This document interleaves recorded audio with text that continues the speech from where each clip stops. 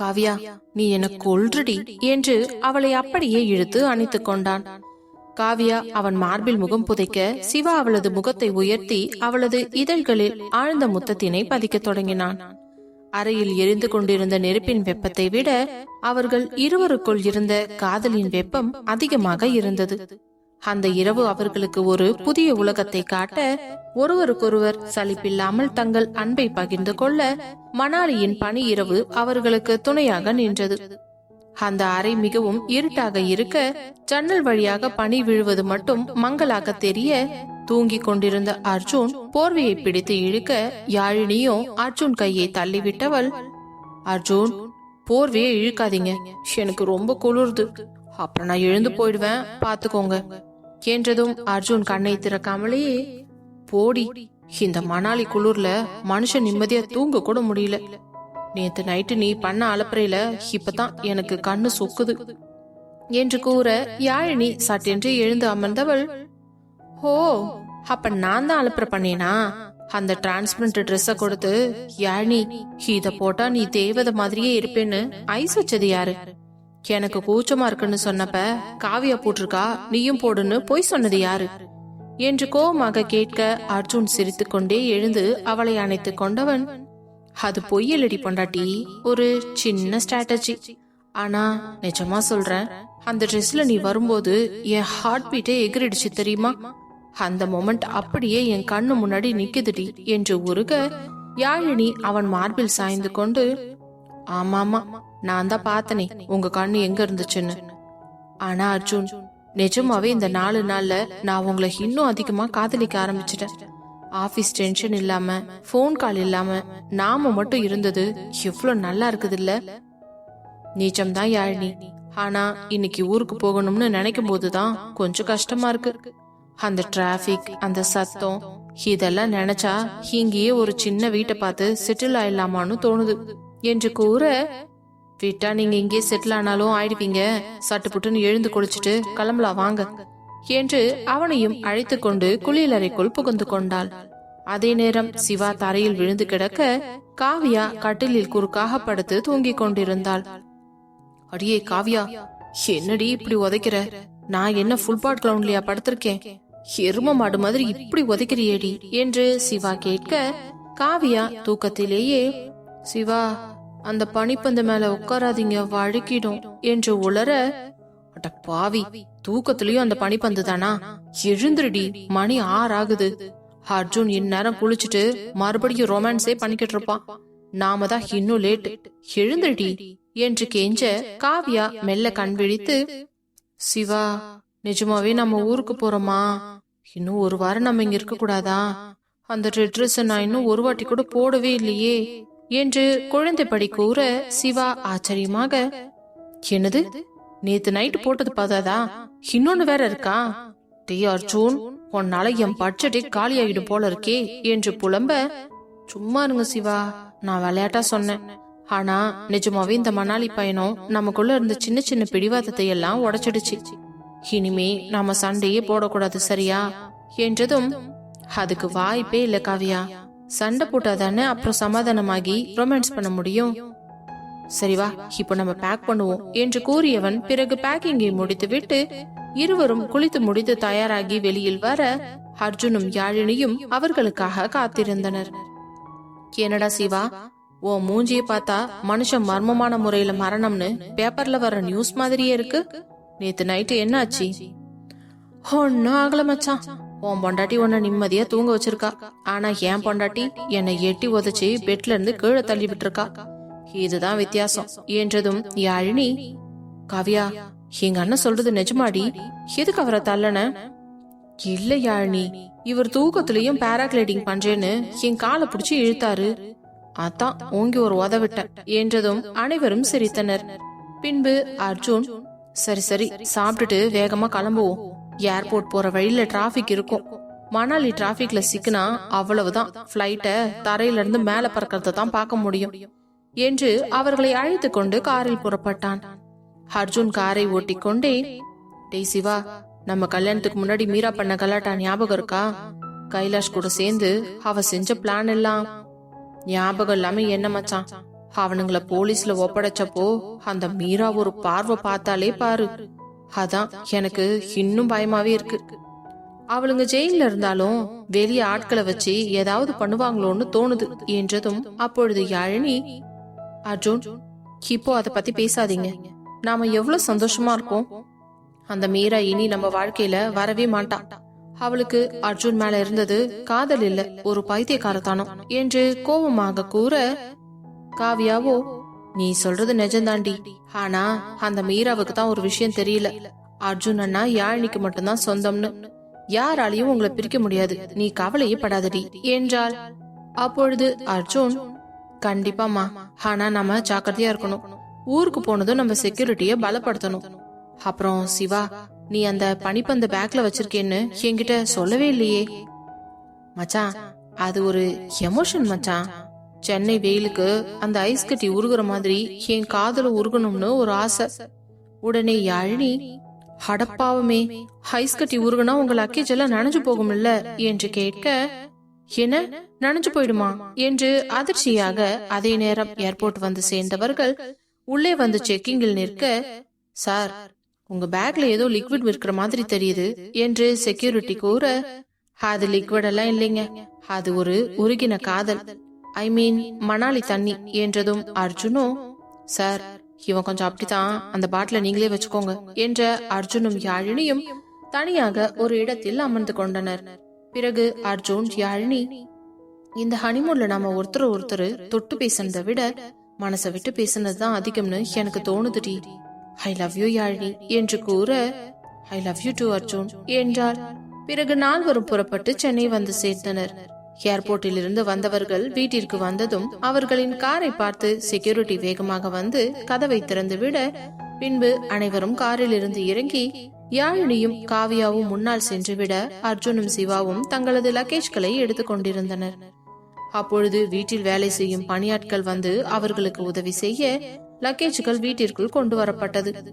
அதே நேரம் சோஃபாவில் அமர்ந்து கொண்டிருந்த யாழினி, அப்பாடா, எங்க போய் எங்க சுத்தி வந்தாலும் கடைசியில நம்ம வீட்டுக்குள்ள வந்தாதான் ஒரு நிம்மதி கிடைக்குது என்று சொல்லிக்கொண்டே அமர, அவள் பின்னாலேயே வந்த காவியா, ஆமாண்டி கரெக்டா சொன்ன, என்ன இருந்தாலும் நம்ம வீடு மாதிரி வராது இல்ல என்று சொல்லிக்கொண்டே அவளும் தோழியின் அருகே உரசியபடி அமர்ந்து கொள்ள, அப்பொழுது பின்னால் வந்த அர்ஜுனும் சிவாவும் அவர்களை பார்த்து, என்னடா இவங்க ரெண்டு பேரும் ஹனிமூன் கப்புள்ஸ் மாதிரி இப்படி உரசிக்கிட்டு உட்காந்துக்கிட்டு இருக்காங்க, என்ன நடக்குது இங்க என்று கேட்க, உடனே சிவாவோ, ஆமா கேட்டா அவங்க ரெண்டு பேரும் க்ளோஸ் ஃப்ரெண்ட்ஸ்னு சொல்லுவாங்க, ஏன் நம்ம எல்லாம் ஃப்ரெண்ட்ஸ் இல்லையா, நம்ம என்ன எந்த நேரமும் இப்படி ஒட்டிக்கிட்டோம் உரசிக்கிட்டுமா சுத்துறோம் என்றதும் அர்ஜுன் அவனை பார்த்து, ஆனாலும் நீ ஏதோ ரொம்ப பொறாமையில பொசுங்கிற மாதிரி தோணுதே.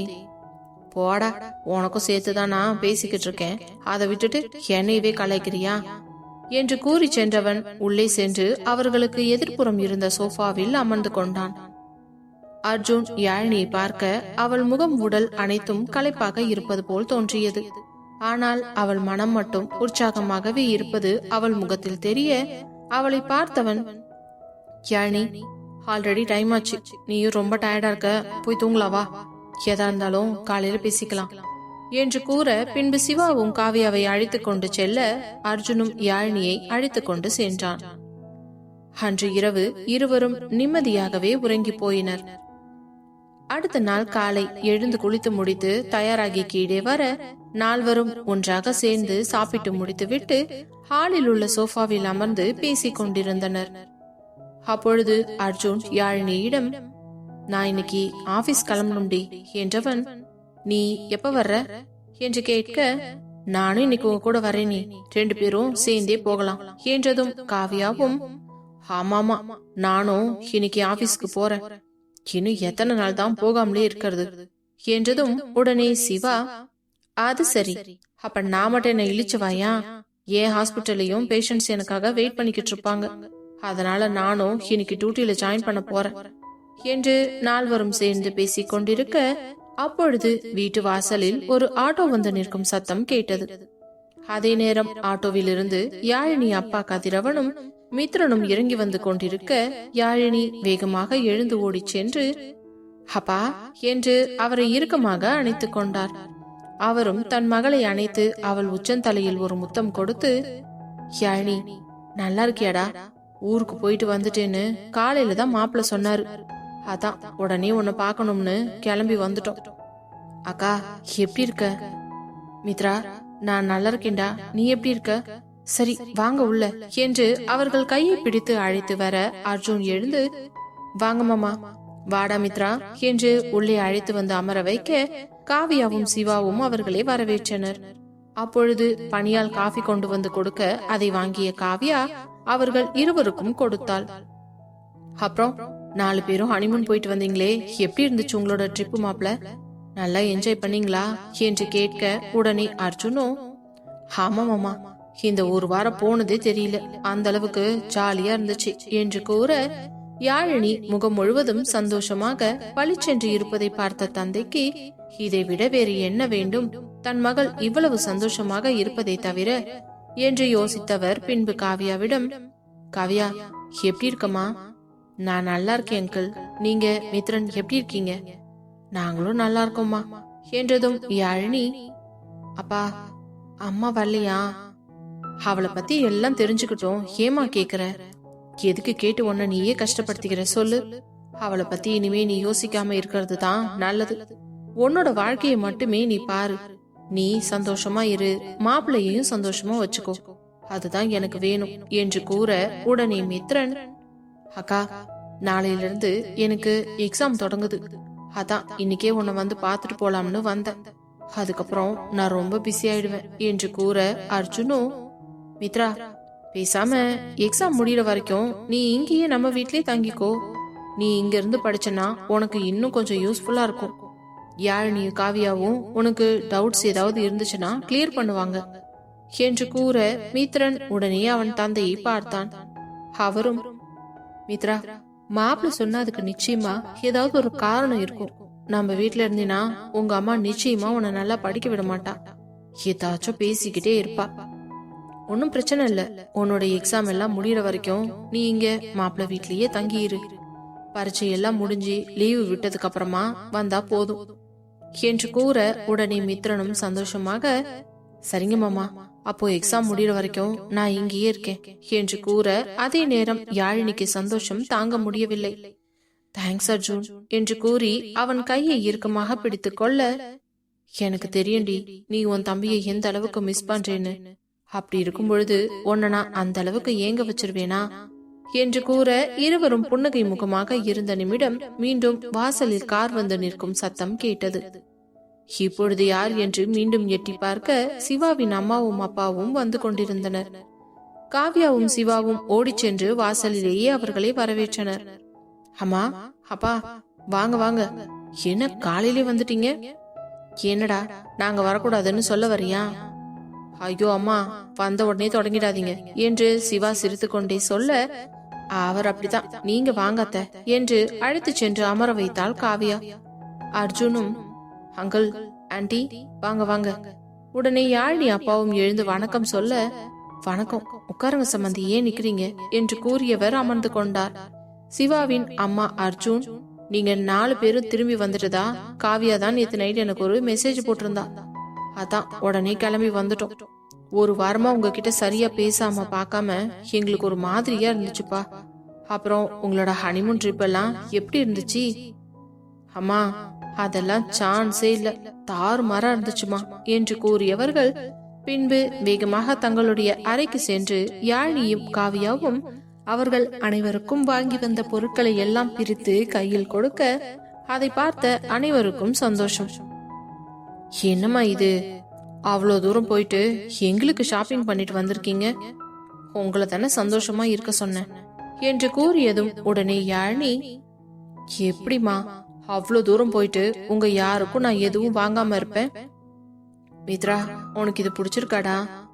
எனக்கு ரொம்ப பிடிச்சிருக்கு, நீ எது வாங்கி கொடுத்தாலும் எனக்கு பிடிக்கும்கா என்று கூறியவன் பின்பு தந்தையை பார்த்து, சரிப்பா நீங்க இங்கே இருங்க, நான் வீட்டுக்கு போயிட்டு என்னோட புக்ஸ் ட்ரெஸ் எல்லாத்தையுமே எடுத்துட்டு வந்துடுறேன் என்று கூற அவரும் சரி என்றார். பின்பு அர்ஜுன் டிரைவரை அழைத்து மித்ரனை அழைத்து கொண்டு வர செல்னான். அதே நேரம் சிவாவின் அம்மா அப்பாவையும் யாழினி அப்பாவையும் அமர வைத்து சாப்பாடு பரிமாறியவர்கள் அவர்கள் சாப்பிட்டு முடித்துவிட்டு வந்து அமர, நாங்க இன்னைக்கு ஆபீஸ்க்கு போகலாம்னு நினைச்சோம், நீங்க வீட்லயே இருக்கீங்களா? நாங்க போயிட்டு வந்துடுறோம் என்று அர்ஜுன் கேட்க, அதெல்லாம் இருக்கட்டும் அர்ஜுன், இன்னைக்கு மதியத்துக்கு மேல கூட நீங்க ஆபீஸ்க்கு போய்க்கோங்க. இப்போ உங்க எல்லார்கிட்டையும் ஒரு முக்கியமான விஷயம் பேசணும், உட்காருங்க என்றதும் 2 ஜோடிகளும் அவர்களுக்கு எதிரே வந்து அமர, யாழினி அப்பாவும் என்ன விஷயமாக இருக்கும் என்று புரியாமல் முழித்தார். அப்பொழுது சிவாவின் அம்மா, அர்ஜுன், சிவா, யாழினிக்கும் காவியாவுக்கும் தாலி பிரிச்சு கோக்கணும்பா. இன்னும் எவ்வளவு நாள் இவங்க இந்த தாலி கயிறுலயே இருப்பாங்க? தாலி செயின் வாங்கி அதுல கோத்து விடணும்ல. அந்த ஃபங்க்ஷனை நம்ம இன்னும் செய்யவே இல்லையே என்றதும் தான் அர்ஜுனுக்கும் தன் மனைவியை தங்கத்தாலியில் பார்க்க ஆசை வந்தது. ஓகே ஆண்டி, எப்ப பண்ணலாம்னு நீங்க சொல்லுங்க, அதுக்கு தகுந்த மாதிரி நம்ம பிளான் பண்ணிடலாம். அதான் வரும்போதே பாத்துட்டு வந்துட்டோம். நாளைக்கு காலையில நிறைஞ்ச முகூர்த்த நாளா இருக்குது.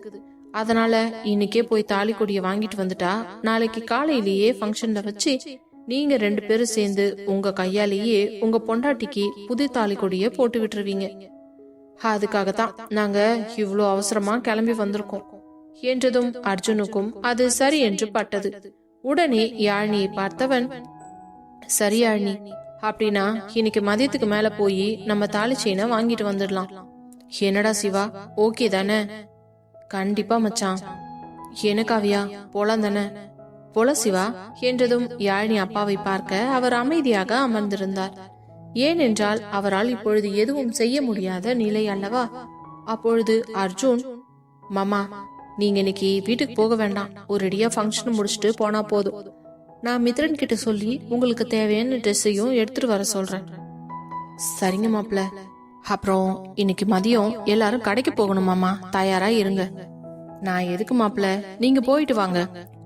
இருக்கட்டும் மாமா, எல்லாரும் ஒன்னா சேர்ந்து போகும்போது நீங்க மட்டும் வீட்டுல இருப்பீங்களா என்று கூற, உடனே சிவாவின் அம்மாவோ, இல்ல அர்ஜுன், நானு இவரு அண்ணன் 3 பேருமே வீட்லயே இருக்கிறோம்.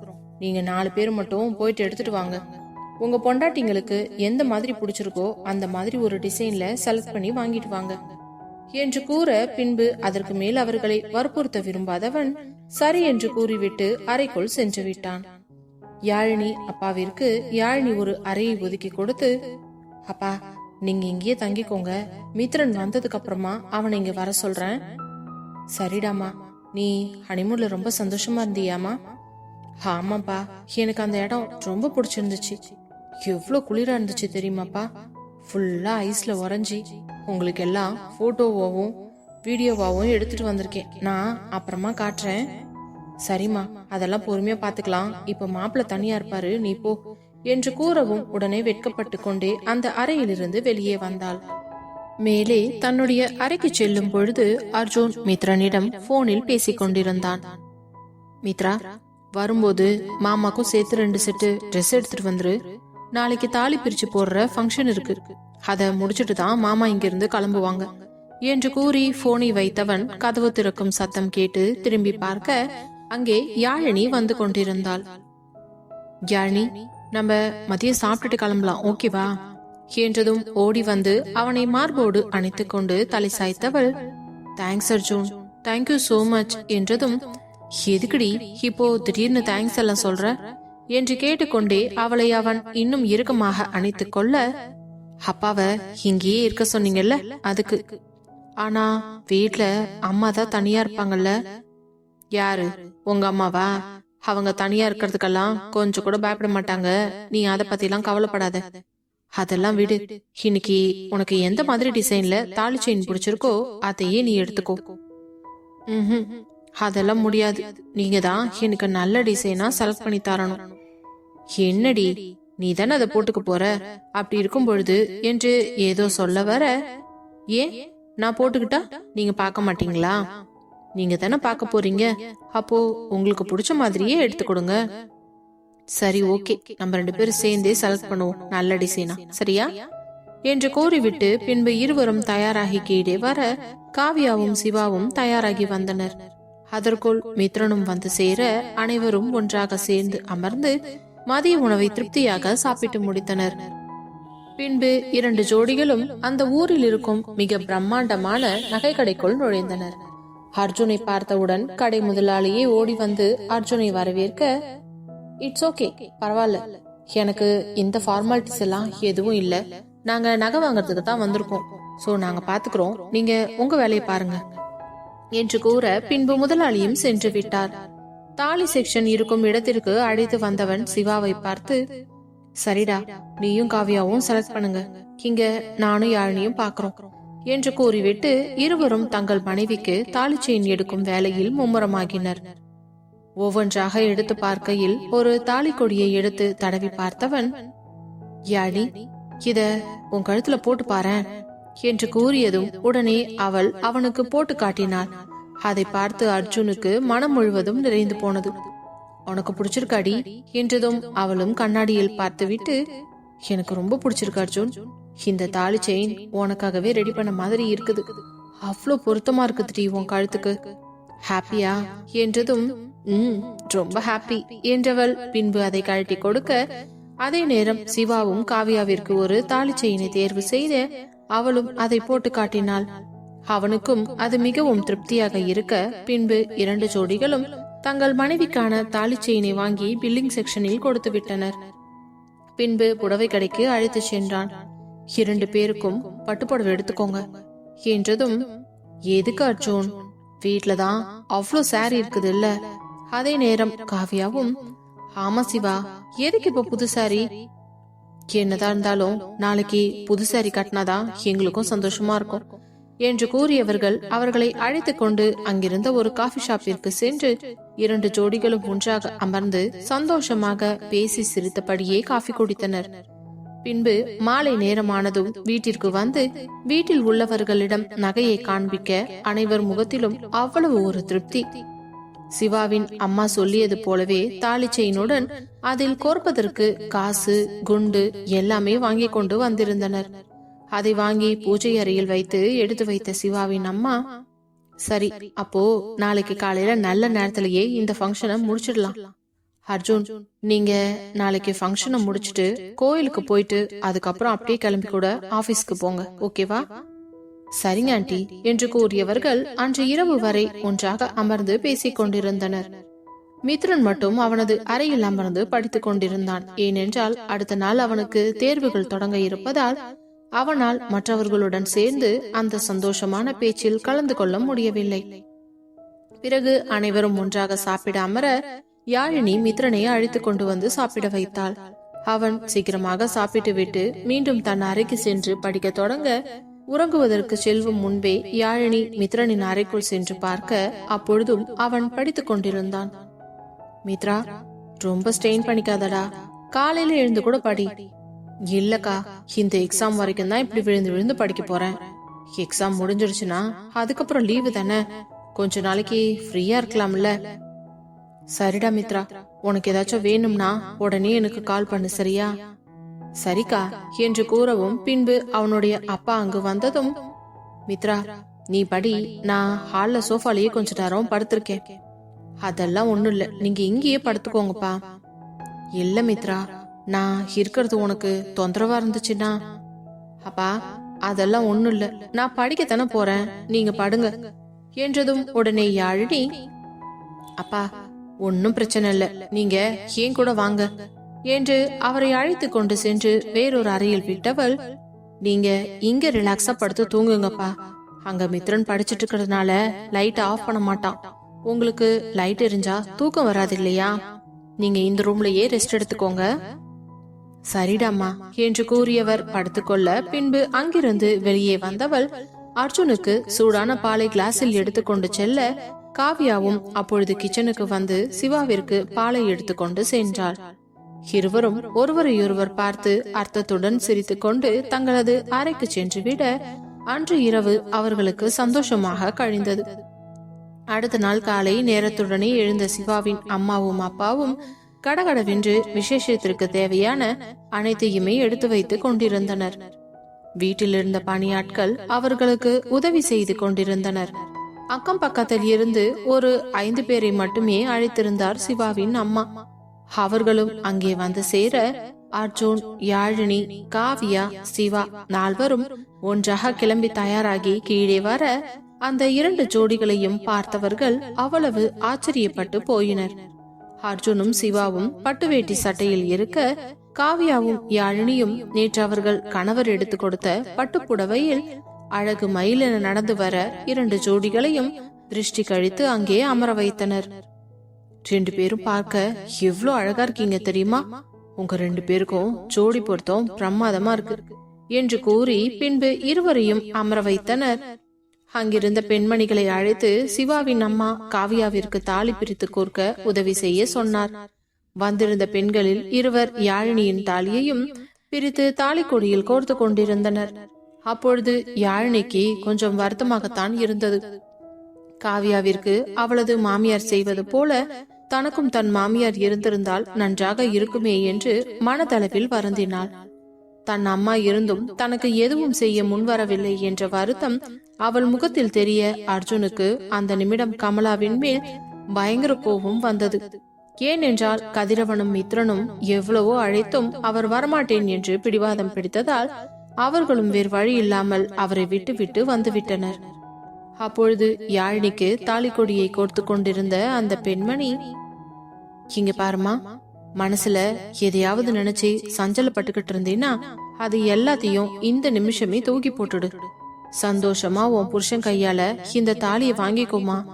நிச்சயமா உன் மாமியாரும் மாமனாரும் உனக்கு பக்கத்திலேயே இருந்து ஆசீர்வாதம் பண்ணுவாங்க என்றதும் அர்ஜுனை பார்க்க அவனும் தன் கண்ணை மூடி மெதுவாக திறந்து அவளுக்கு சமாதானம் சொல்ல, அதுவரை அவள் மனதில் இருந்த தயக்கங்கள் குழப்பங்கள் எல்லாம் விலகி ஒரு தெளிவு கிடைத்தது.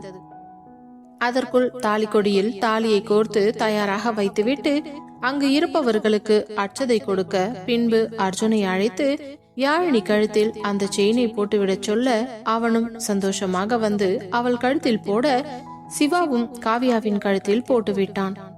இருவருக்கும் அட்சதை தூவி வாழ்த்து தெரிவிக்க பின்பு சிவாவின் அப்பா அம்மாவிடமும் யாழினி அப்பாவிடமும் ஆசிர்வாதம் வாங்கி கொண்டார்கள். உடனே யாழினி அர்ஜுனின் கையை பிடித்துக் கொண்டு வேகமாக இழுத்துச் சென்று தன் மாமனார் மாமியாரின் புகைப்படத்தின் முன்பு சென்றவள் கண்மூடி மனதார வேண்டிக் கொண்டாள். அத்த, மாமா, இப்ப நீங்க எங்க கூட இல்லாட்டினாலும் நிச்சயமா உங்களோட ஆசீர்வாதம் எங்களுக்கு இருக்கும்னு நான் முழுசா நம்புறேன். உங்க பிள்ளையும் நானும் காலத்துக்கும் இதே மாதிரி சந்தோஷமா ஒத்துமையா இருக்கணும்னு ஆசீர்வாதம் பண்ணுங்க. அத்த, உங்க பிள்ளைக்கு இனிமே நான் தாய்க்கு தாயா இருந்து அவரை பத்திரமா பாத்துக்குவேன். அவருக்கு எந்தவித சின்ன கஷ்டமும் வராம பாத்துக்க வேண்டியது என் பொறுப்பு. ஆனா இந்த மருமகளுக்கு யாரும் கிடையாது. அதனால நீங்க தான் என் கூட இருந்து என்னை வழி நடத்தணும் என்று கண்ணீர் மல்க வேண்டியவள் அர்ஜுனை பார்க்க பின்பு அவனும் அவளுடன் சேர்ந்து தரையில் விழுந்து நமஸ்காரம் செய்து கொண்டான். அதே நேரம் அவர்கள் போட்டோவில் இருந்த பூ வந்து அவர்கள் மேலே விழுந்ததும் யாழினிக்கு சந்தோஷத்தில் கண்ணீரே வந்துவிட்டது. உடனே அர்ஜுனை இறுக்கமாக அணைத்து கொண்டாள். அர்ஜுனுக்கும் அது தன் தாய் தந்தையின் ஆசீர்வாதமாகவே தோன்றியதால் அவனுக்கும் லேசாக கண்கள் கலங்கியது. அப்பொழுது யாழினியின் அப்பா மற்றும் சிவாவின் அப்பா அம்மா வந்து, இங்க பாருடா, உன்னோட அப்பா அம்மா ஆசீர்வாதமே பண்ணிட்டாங்கப்பா, நீ சந்தோஷமா இரு என்றனர். ஆமா மாப்ள, எனக்கு ஒரு வருத்தம் இருந்துச்சு, என் பொண்ணுக்கு ஆசீர்வாதம் பண்றதுக்கு உங்க அப்பாவும் அம்மாவும் இல்லையேன்னு. ஆனா இப்போ எனக்கு அந்த கவலையே இல்லாம போயிடுச்சு. நான் ரொம்ப சந்தோஷமா இருக்கேன் மாப்ள என்று உணர்ச்சி பெருக்கில் பேசினார். மித்ரனும் அக்காவின் கையை பிடித்து குலுக்கி வாழ்த்துக்களை சொன்னவன், சரி டைம் ஆச்சு, நான் எக்ஸாமுக்கு கிளம்பட்டுமாக்கா? நீ கிளம்புடா மித்ரா, நல்லபடியா எழுது, சரியா? நீ வா, ஃபர்ஸ்ட் சாப்பிடலாம் என்று அர்ஜுனை பார்க்க அவனும் அவளுடனேயே வந்தான். பின்பு அனைவரும் ஒன்றாக சேர்ந்து சாப்பிட்டு முடிக்க டிரைவரிடம் சொல்லி மித்ரனை ஸ்கூலில் டிராப் செய்ய சொன்னான் அர்ஜுன். பிறகு யாழினியை அழைத்து கொண்டு சிவா காவியா நால்வரும் சேர்ந்து ஒன்றாக கோவிலுக்கு புறப்பட்டனர். கோவிலில் சென்று இறங்கியதும் அர்ஜுன் அர்ச்சனை குழையை வாங்கியவன் 4 முழ பூவை வாங்கி தன் மனைவியின் தலையில் அவள் கேட்காமலேயே வைத்து விட்டான். அதுவே யாழினிக்கு மிகப்பெரிய சந்தோஷம். உடனே காவியா சிவாவை பார்த்து, அர்ஜுன் அண்ணாவை பார்த்து கொஞ்சமாவது கத்துக்கோங்க சிவா, பாருங்க அவர் யாழினி கேட்காமலேயே என்னென்ன செய்யறாரு. நீங்க என்னன்னா நான் கேட்டாதான் வாங்கி தருவீங்களா? அச்சுச்சோ, இல்லம்மா செல்லக்குட்டி, எனக்கு இதெல்லாம் தெரியாது, இனிமே பழகிக்கிறேன். என்று அப்பாவியாக கூற, ஆமா, இதெல்லாம் தெரியாது, ஆனா மத்ததெல்லாம் மட்டும் தெரியும், இது தெரியாதா என்று கோவமாக கேட்க, என்னடி கோவில வந்து நின்னுட்டு என்ன பேச்சு பேசுற என்று பதற, நான் கோவிலுக்கு வெளியில தான் இருக்கேன், மங்குனி மங்குனி என்று திட்டிவிட்டு நகர அவனும் பூ வாங்கி கொண்டு அவள் பின்னாலேயே ஓடினான். பின்பு சாமி கும்பிட்டு முடித்துவிட்டு இருவரும் கோவிலை சுற்றி வந்து ஒரு இடத்தில் அமர, அப்பொழுது சிவா அவளை பாவமாக பார்க்க, இந்த பூவை வச்சுக்கொடி, வேண்டாம்னு சொல்லாத என்று சொல்ல அவளுக்கு மனம் இல்லை. மெதுவாக திரும்பி அமர அவள் தலையில் வைத்து விட்டவன், அப்பாடா, என் பொண்டாட்டிக்கு என் மேல இருந்த கோபம் போயிடுச்சு என்று பெருமூச்சு விட, யார் சொன்னா கோபம் போயிடுச்சுன்னு? இன்னும் அப்படியேதான் இருக்கு. யாரு பூ கொடுத்தாலும் வேண்டாம்னு சொல்லக்கூடாதுன்னு எங்க அப்பா அம்மா சொல்லி இருக்காங்க. அதுவும் இல்லாம இன்னைக்குதான் எனக்கு தாலி பிரிச்சு கோத்திருக்காங்க. இன்னைக்கு போய் பூவை எப்படி வேணாம்னு சொல்றது? வீட்டுக்கு வாங்க, உங்களை வச்சுக்கிறேன் என்று கூற அர்ஜுனுக்கும் யாழினிக்கும் சிரிப்புதான் வந்தது. என்ன மச்சான், இன்னைக்கு இந்த ஃபங்க்ஷனை சாக்கா வச்சு ரொம்ப சந்தோஷமா இருக்கலாம்னு கனவு கண்டிருப்பியே, அதுக்கு நீ ஏன் ஆப்பு வச்சிட்டியா என்று சொல்லி சிரிக்க, சிரிடா சிரி, எனக்கு ஒரு நேரம் வராது, அப்ப உன்னை பார்த்து நான் சிரிக்கிறேன் இரு என்று கூறிவிட்டு பின்பு நால்வரும் அங்கே அமர்ந்து ஜோடி ஜோடியாக சென்று போட்டோ எடுத்துக் கொண்டனர். பிறகு அங்கிருந்து நேராக அலுவலகம் சென்றவர்கள் அன்றைய வேலையில் மூழ்கிவிட, மித்ரனும் ஸ்கூலுக்கு சென்றவன் தன்னுடைய பரீட்சையை மிகவும் நன்றாகவே எழுதி முடித்தான். வீட்டிற்கு வந்ததும் யாழினிக்கு அழைத்தவன், அக்கா, இன்னைக்கு எக்ஸாம் ரொம்ப ஈஸியா இருந்துச்சு, நான் சூப்பரா எழுதியிருக்கேன் என்று சந்தோஷமாக கூற, சூப்பர் மித்ரா, எனக்கு எவ்வளவு சந்தோஷமா இருக்கு தெரியுமா? சரி, நீ அடுத்த எக்ஸாமுக்கு ப்ரிப்பேர் பண்ணு, அக்கா ஈவினிங் ஆபீஸ் முடிஞ்ச உடனே வந்துடுறேன், சரியா? ஓகேக்கா, ஒன்னும் பிரச்சனை இல்ல, மாமா கிட்டயும் சொல்லிடுறியா? நான் சொல்லிடுறேன்டா. சரி, அப்பா என்ன பண்றாங்க?